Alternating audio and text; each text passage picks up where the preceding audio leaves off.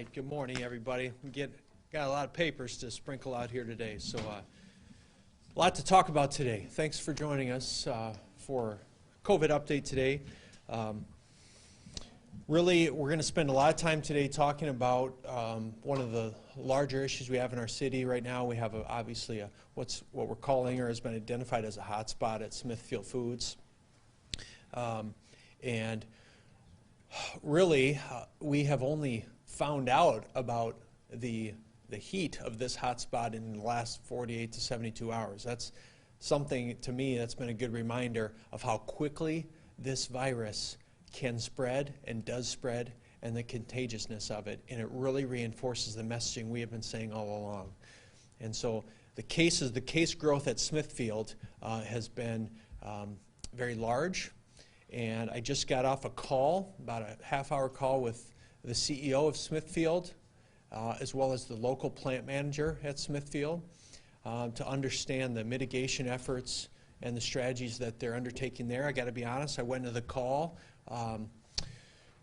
pretty fired up, wanted to get a better idea of how they were handling this outbreak. I feel a lot better after the call. Some of the key points of that call is that Smithfield is losing money operating this plant right now. They have been told by the federal government to stay open and continue to run. In fact, the CEO had to leave the call with me because the Department of Agriculture Secretary Sonny Perdue was on the line, and he had to drop me to take that call to continue to talk about the importance of them staying open. Why is that important? There is a whole continuity of our food supply that's really important, and we're not talking about a lot right now.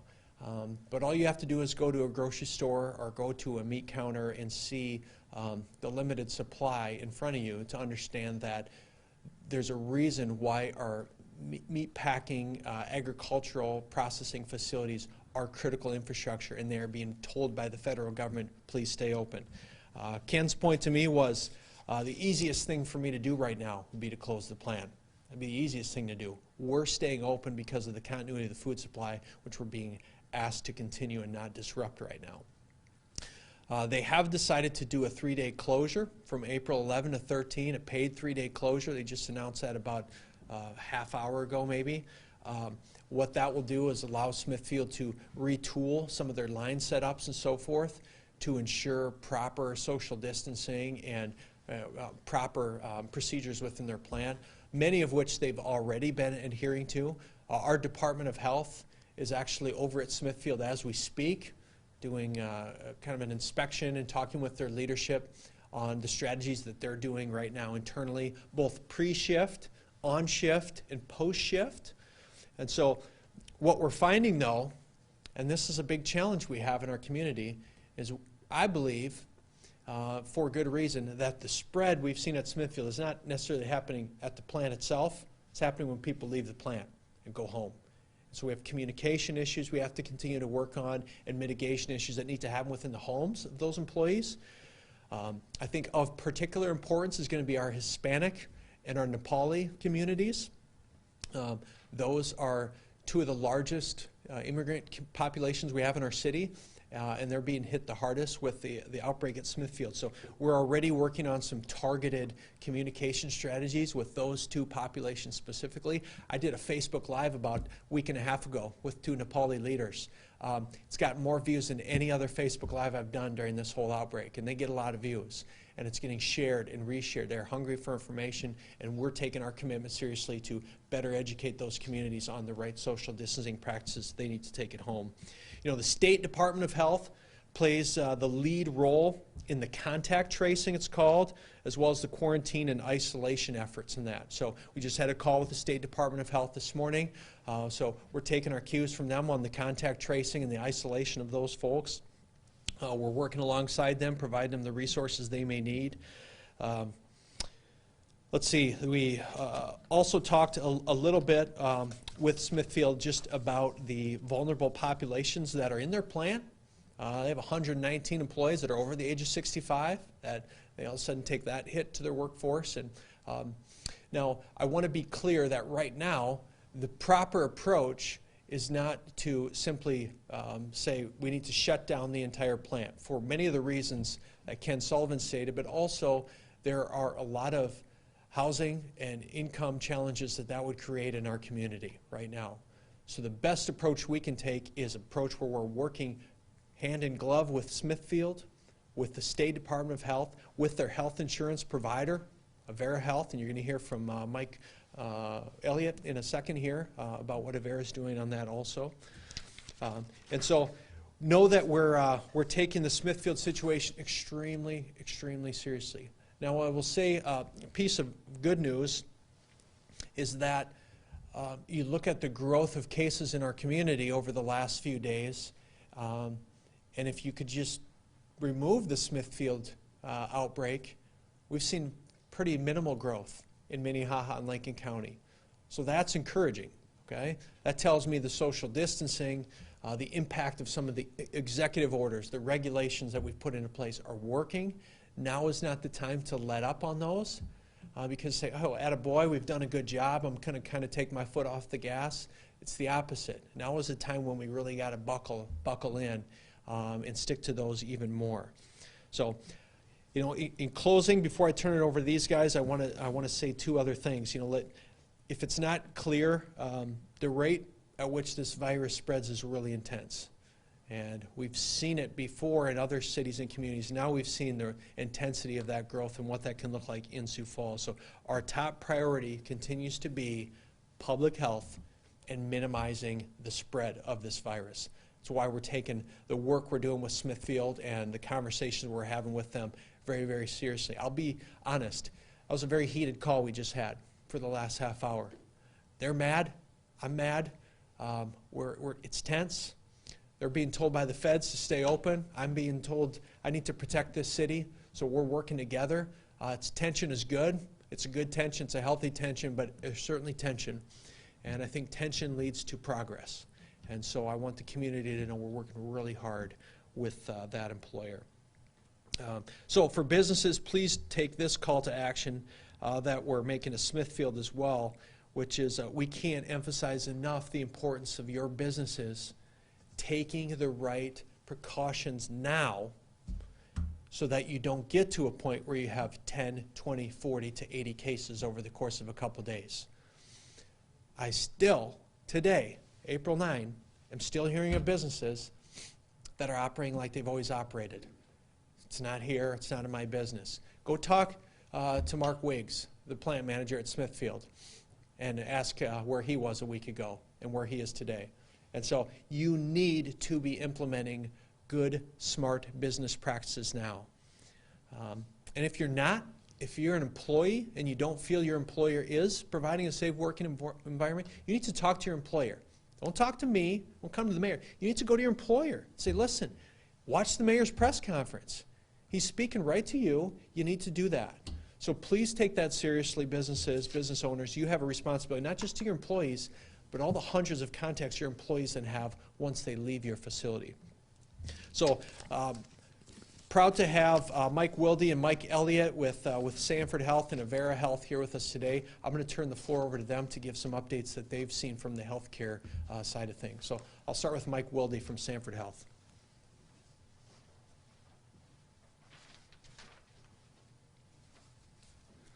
Thank you, Mayor, and thanks for your continued leadership and continuing to have us function as part of the city command as well. At Sanford Health, our teams continue to prepare for the spread of COVID-19 and the patient surge, which we anticipate in the next few weeks. We know many are anxious about the impact of the surge on our community and the healthcare resources, and we are doing everything on a daily basis, irregardless of the day, to prepare for this surge. We've been working with local, state, federal partners and our data experts to provide the most accurate projections for the timing and the size of the patient surge. Our community surge plan focuses on personal protective equipment, supply readiness, bed capacity, ventilator capacity, and staffing.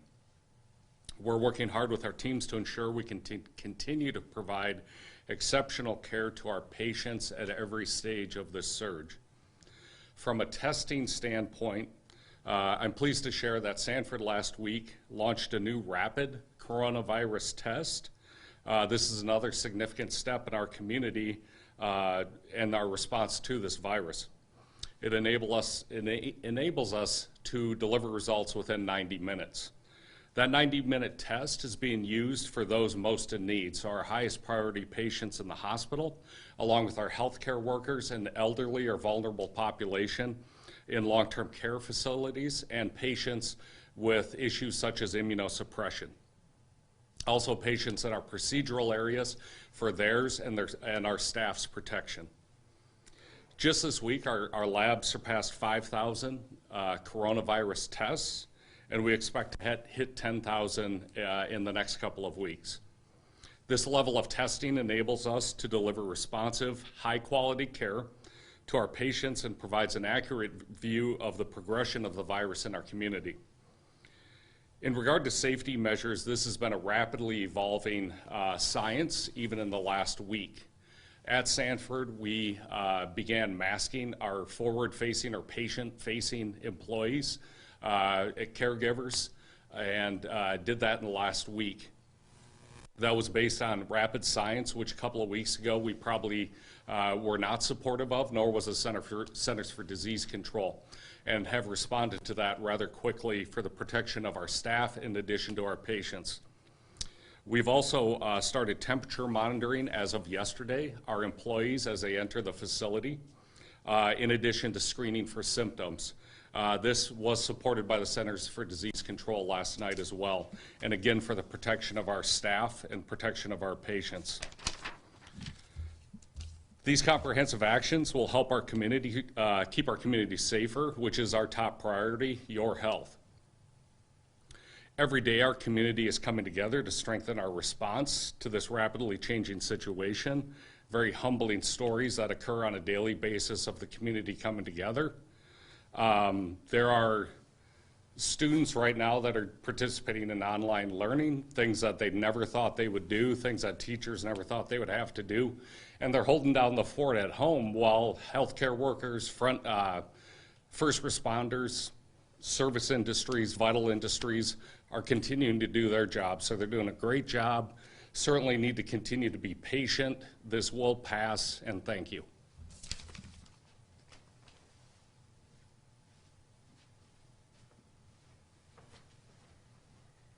Good morning. Mike Elliott with Avera McKinnon Hospital. This has been an interesting couple of weeks, hasn't it? It would be easy to be getting tired of this. It would be easy of getting tired of seeing me on the news. Completely understand that. Mayor Paul had a great statement. Now is not a time for us to take our foot off the gas pedal. Now is absolutely the time for us to say, let's continue social distancing, let's continue good hand hygiene. Let's continue to quarantine if we're having any symptoms. These measures have, as the mayor said, these measures have had an impact, and they will continue to have an impact. Without these measures, the models are very clear that our health systems could be easily overrun. We won't have enough beds, we won't have enough physicians and nurses and equipment to take care of all the people that need them.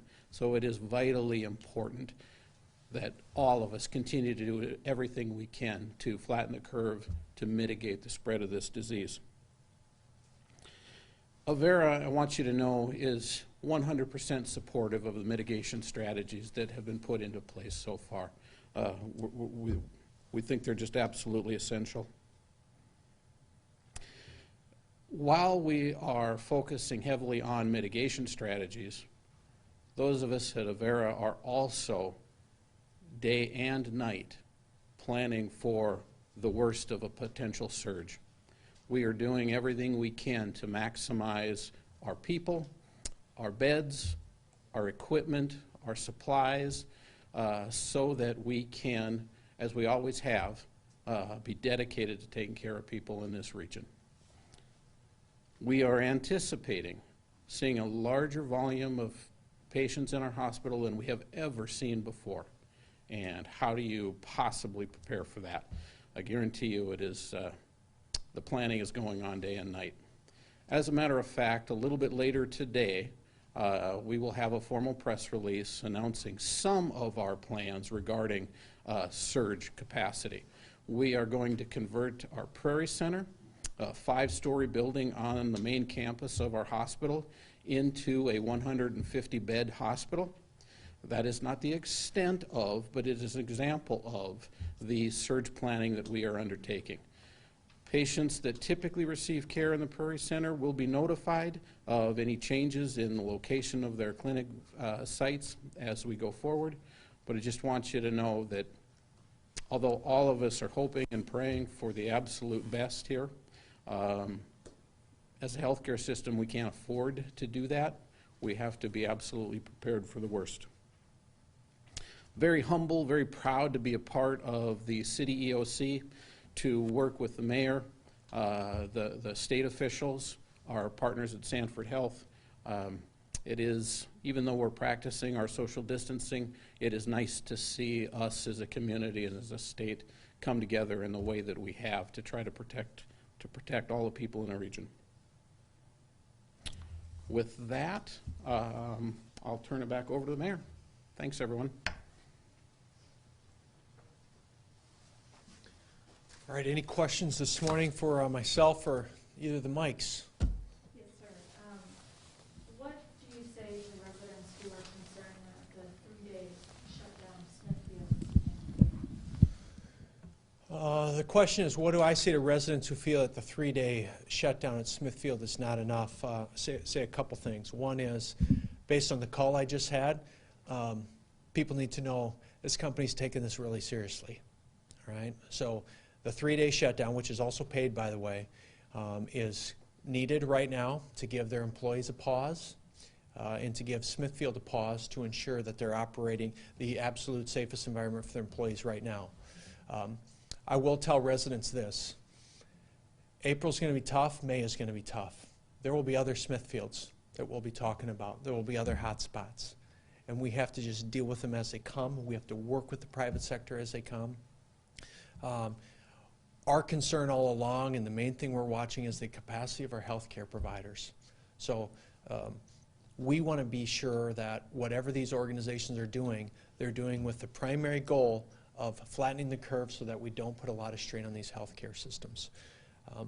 I will say to those people who may say it may not be enough, we have to go back to what are critical infrastructure organizations. I don't think people realize, as one of the largest pork producing plants in the country, what shutting down a place like Smithfield does to the food supply chain in this country.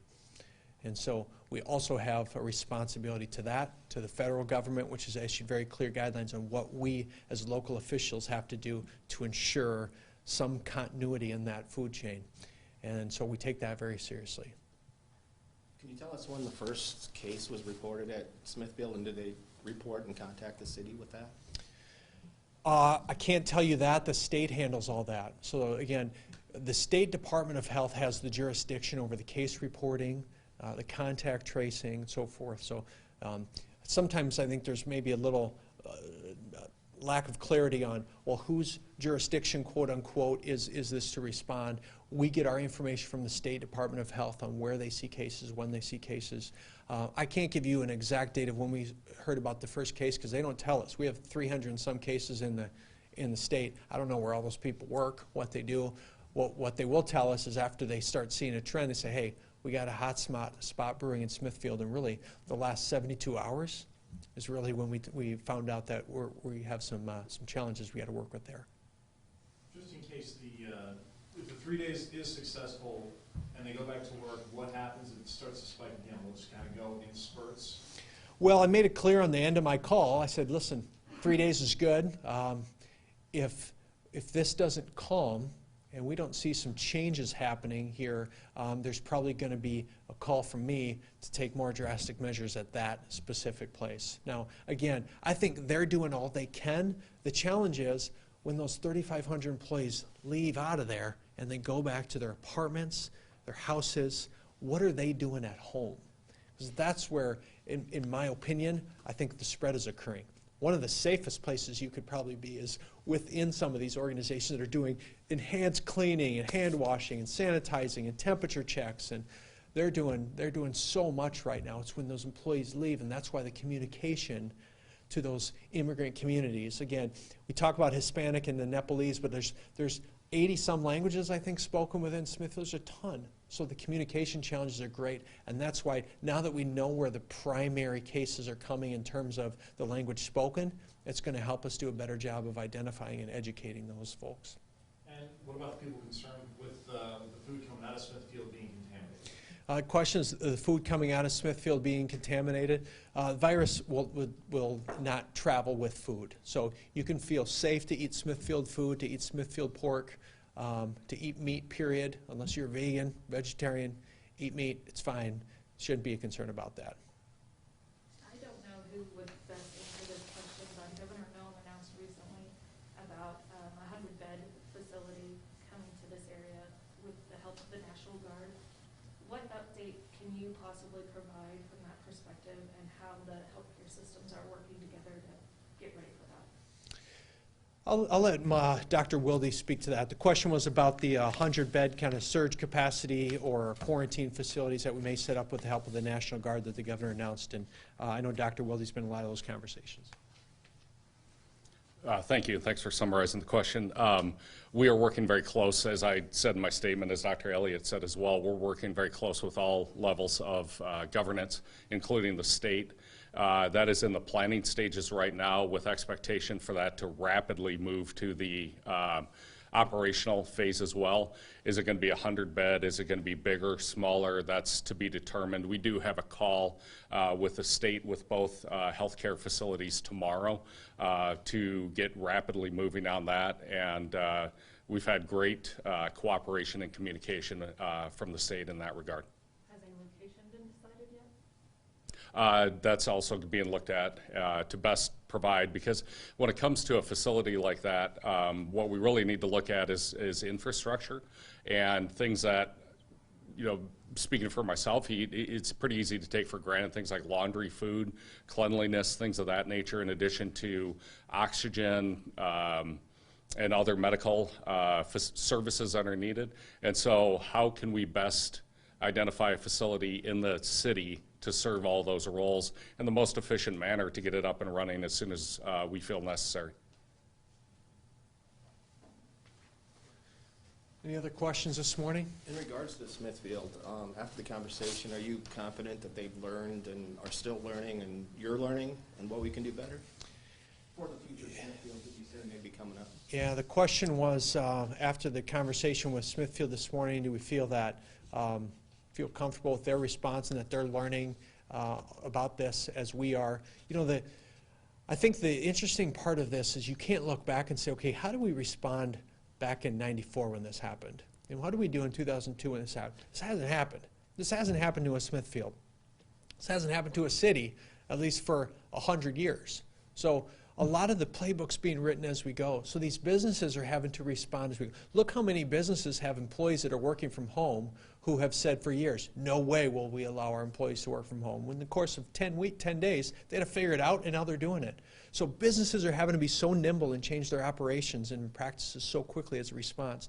Based on the call I had with Smithfield, I feel very comfortable and confident that they're doing absolutely all they can right now, and they're serving two masters, and that's hard. They're serving the federal government and said food supply and the continuity of the food chain is critical right now, probably more than ever before, and so is public safety and public health and mitigating the spread. So they're trying to do this, and they're working hard to do this while ensuring this engine stays running as well. So we're going to keep a close eye on them. We got a good line of communication open with them, as I know the state does as well. With the possibility of more businesses experiencing, you know, an increase in cases, is the city looking at other limitations or other restrictions going forward to kind of help mitigate that spread further? Yeah, the question is there other business classifications or things we'll look at to limit businesses from operating to help mitigate the spread? You know, I think where you're seeing spread happening is like in a place like Smithfield. Well, that's considered an essential business by the federal government. And oddly enough, a lot of businesses are considered essential businesses. So there's only so much you can do within a city to limit business activity because there's so many essential businesses that have to keep operating, whether it's banks, whether it's construction industry, whether it's food industry. So what we're doing is we're learning best practices from each other. What Smithfield is doing right now may have to be applied to another business in our city to say, hey, this is how Smithfield handled this, and we'd recommend you take a few pages out of their playbook and look at using that in your organization. Thank you guys, appreciate you being here today.